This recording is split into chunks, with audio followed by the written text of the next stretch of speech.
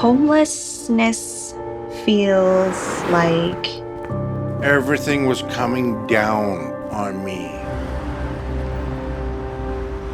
When you're homeless and people are looking down on you, you give up.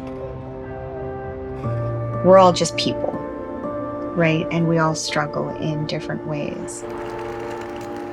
You know, everybody needs help, especially when they're homeless. If I didn't get help, I really don't know where I would be.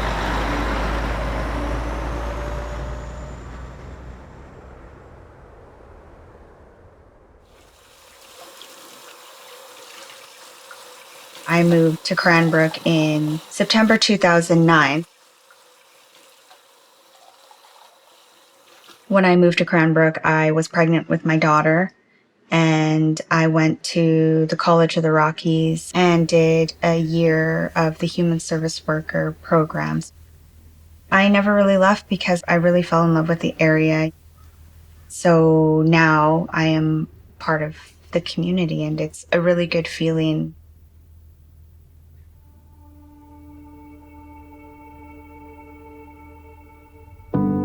What do I really want in life? I guess right now I'm really living a lot of my accomplishments that 5 years ago wasn't possible to me, because 5 years ago I was immersed in addiction.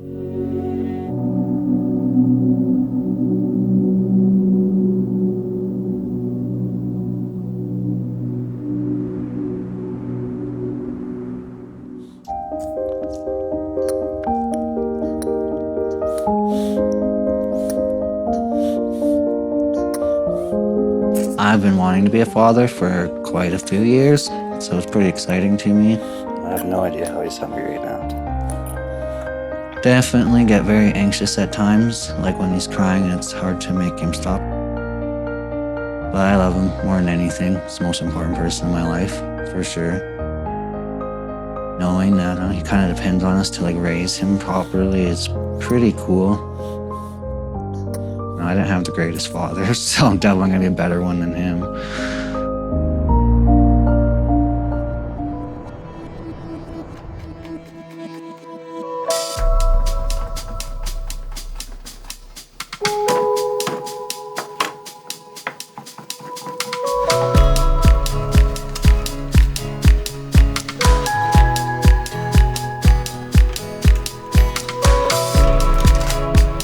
I love cooking.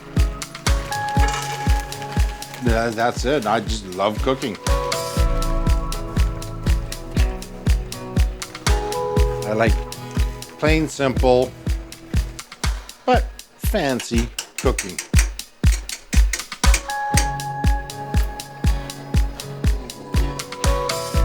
After I joined into the forces, I was slated to be a cook. But no, 17, 18 years old, I don't want to do that. So I joined the Armored Regiment. And I served 3 years with them and then got out. I went to school to become trained as a chef. And I've been working in the industry ever since. It's nice to share my cooking experience with other people.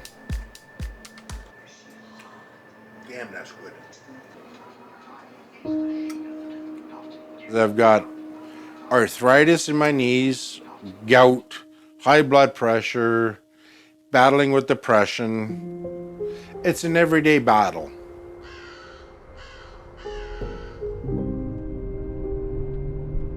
I was renting a house and I had no gas because the gas was expensive. My rent was $7.50.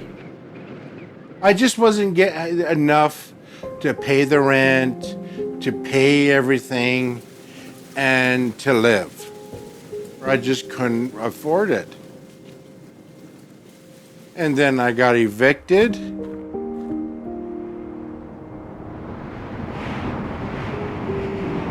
About 2 years ago, hit rock bottom, lost everything and had to restart my whole life. We were on our way back from Vancouver and we went through this roadblock. My ex got a DUI.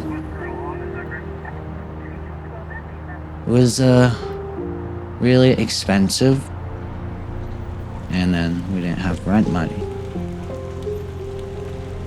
With our drug habits, it was pretty difficult to get by. After we lost a car and the house, I still was doing drugs. It was like, oh, how much worse can my life get? But it did. It got worse.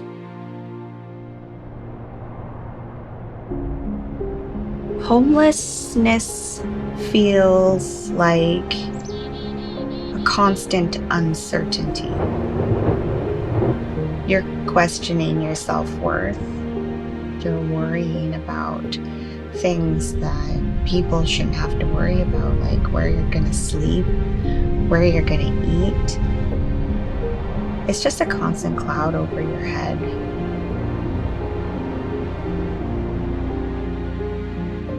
I still worked a lot of the time, but like when I was homeless, like I couldn't even get ready for work. Like I always trying to find somewhere to stay. I became very unreliable without housing. Never really was happy with who I was being. I always felt kind of shitty about myself. When you're homeless and people are looking down on you, just feel like using more because why doesn't matter. No one cares about you. I felt lost because I didn't know who to turn to for help or how to get help. I'm a kind of person that I don't open up. I've always been like that, even with my mom and dad. It was very hard to open up to them because I felt they were going to be judging me.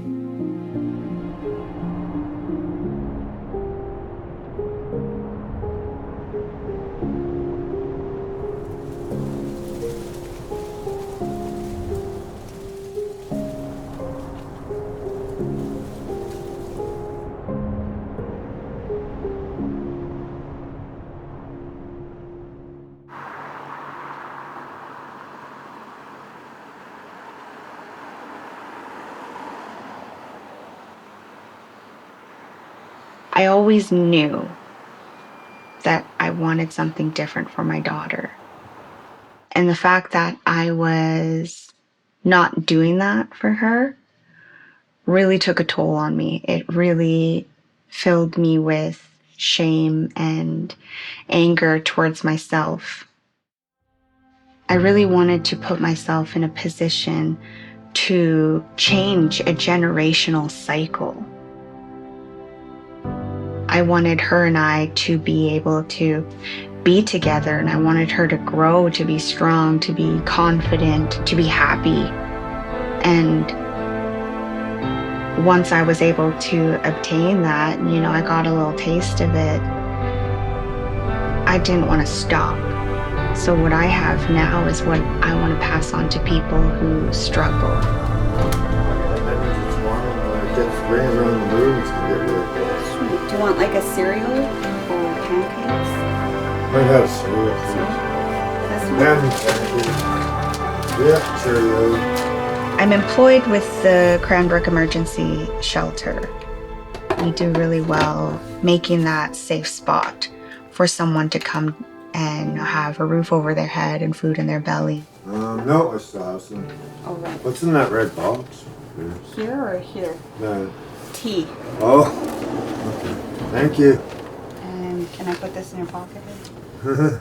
Awesome, that works. Thanks, Shane. Yeah, thank you. I'll see you after breakfast. Okay. Okay. Experiencing homelessness has allowed me to see both sides of the spectrum.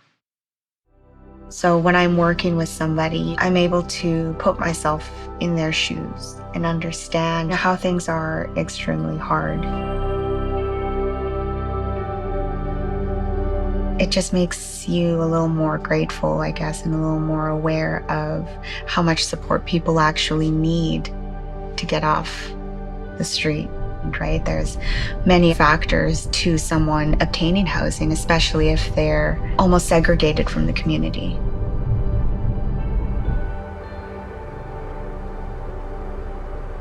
It was very hard to ask for help until a friend of mine, she told me how and who to talk to get help. Then I moved here. This is one of the best places I've had to live. I pay $6.50 a month, everything included. I got to keep my cat because he has been wonderful with everything that I've gone through. Because of him, I get that unconditional love and support. I'm close to my bank. I'm close to my doctor. If I want to go have a nice bite to eat, I can go down to the fire hall. I love living here. Holy shit, I am on here. That's me. Wow, now I'm feeling very proud. The words, I can't describe the words on how I feel looking at my name on a wall of other people that given their lives for our country and for our nation. I'm privileged and honored.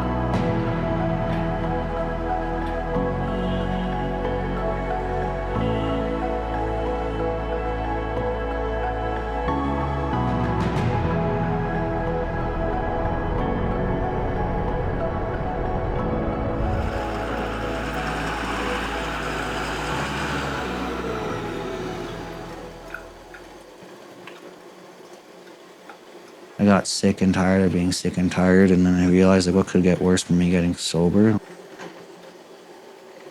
I got really lucky. After detox, I had nowhere to go, still homeless. I lived in a motel for 2 months.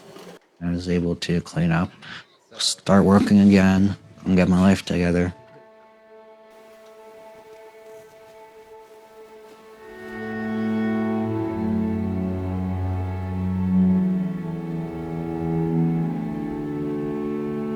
Who wakes up and says, I want to be an addict? It's not like something people choose. You know, when they're a kid, they test a couple things. Some people get addicted and others don't. People like frown upon people in addiction, so a lot of people don't want to admit they have a problem. I mean, a lot of people I know who are like hiding their abuse, like in fear of being judged. People felt more comfortable to reach out, then there would be a lot less problems.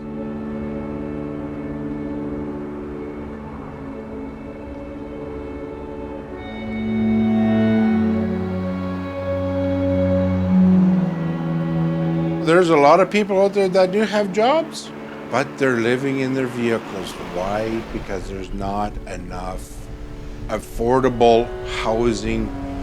Rent is just sky high. It's making it harder and harder for people to get a place to live. Just because you see somebody that's down and out, they do deserve to be treated with respect, because one day you could be like them. Who knows?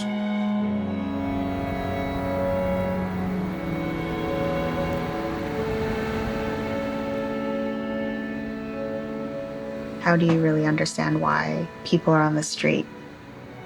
I've heard people saying, put the addiction down, get a job, find an apartment building. Like, what's wrong with you? Well, if you really asked and if you really wanted to listen, you know, like some people aren't handed the best deck of cards. There's vulnerable people with mental illness and a lot of trauma and heartbreaking stories.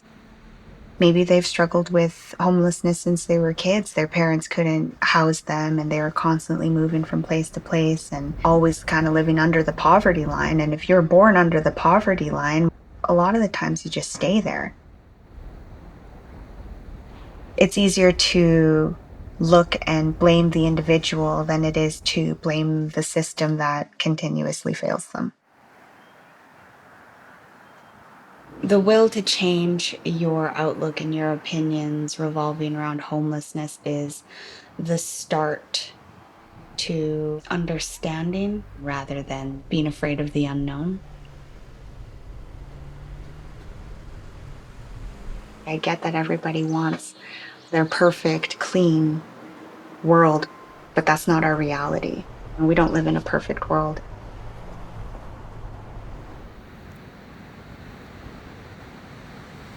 There's more than what meets the eye, right? It's not just a homeless person. It's somebody's son, it's somebody's dad, it's somebody's daughter, and it's somebody's grandmother.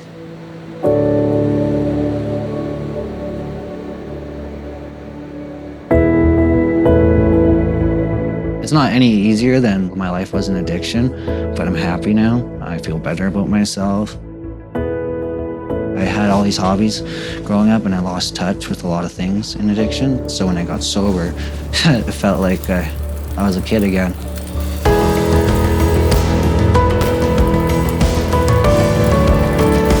Yeah, sobriety has been the greatest gift in my life because of everything it has brought in me. I have a life worth living. You know, I can look in the mirror and be happy with who I see.